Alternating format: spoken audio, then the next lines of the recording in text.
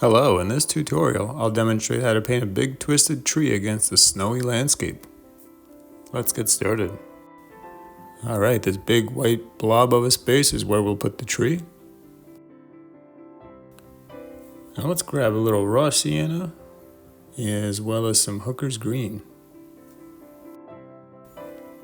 And at this point I'm not worried about any details, I'm just painting the entire trunk with one color.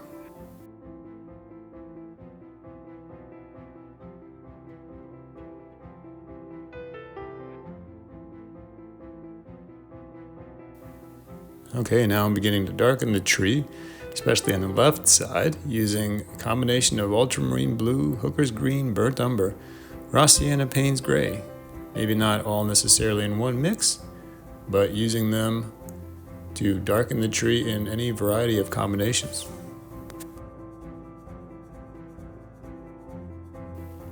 Watercolor is always going to dry much lighter than when you first put the color down, so we're going to have to go back in multiple times to darken the tree over and over until we get the silhouette effect we're looking for. If you're enjoying this tutorial so far, please consider subscribing. It really helps push this content out to others interested in watercolor.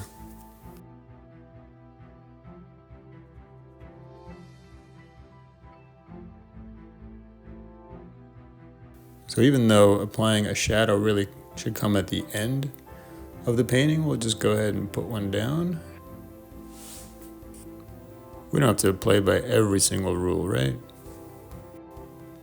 So ultramarine blue and some Payne's gray for the shadow color, and just casting this shadow in the direction of light here.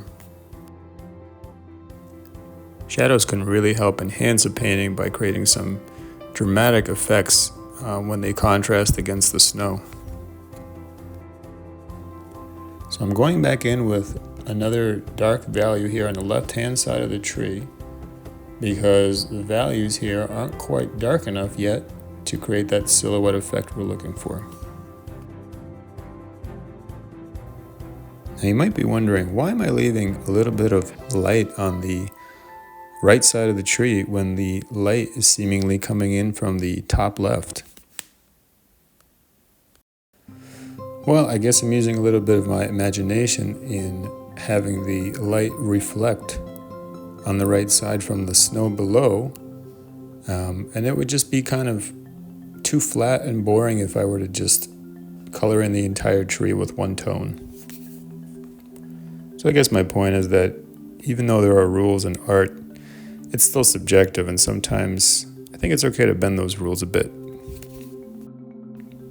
I'm using my trusty rigger brush to paint in some of the cracks, little crevices in the bark there.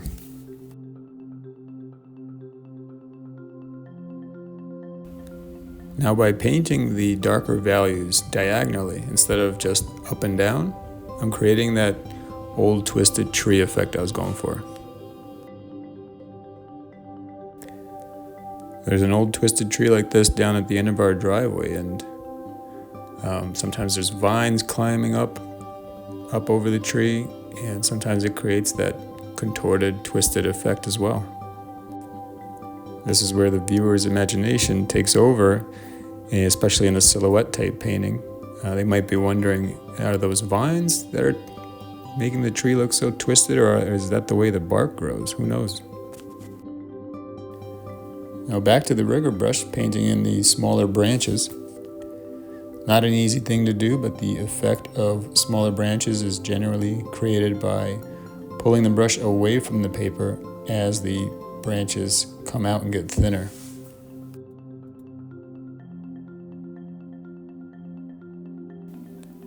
So you're probably thinking, when is enough enough? How do you know you've created enough branches? Well, that's a good question. It's kind of hard to know when to stop sometimes.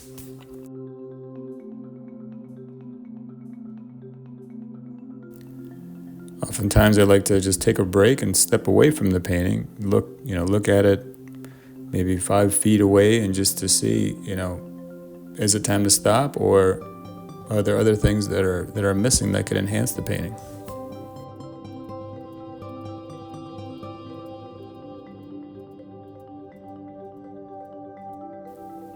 And yes, sometimes not knowing when to stop can really mess up a painting. I've ruined many paintings in the past, and that's quite all right.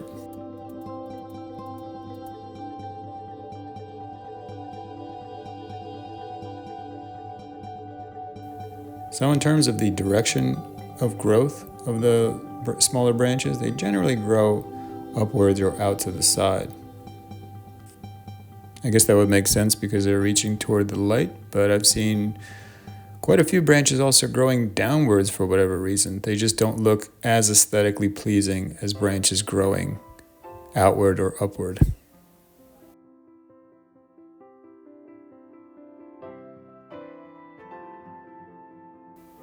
And just when you thought I would not be going back in to darken the trunk, here I go again one last time.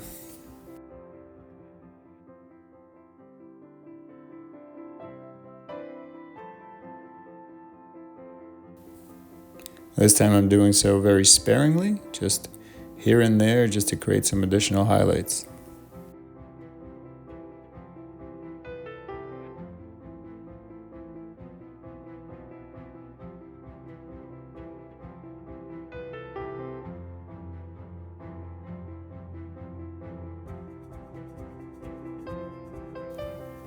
Okay, so if you're still with me, you'll be rewarded with a really cool trick. You can use a palette knife to scratch in some lighter branches to create an even more realistic effect.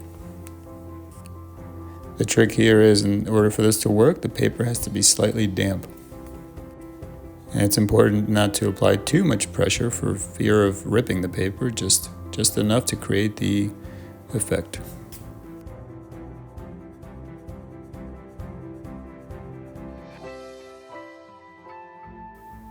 Okay, well, I think I've decided I'm going to finally stop now. Hope you enjoyed this tutorial. Please let me know your thoughts down in the comments below. Thanks a lot for watching.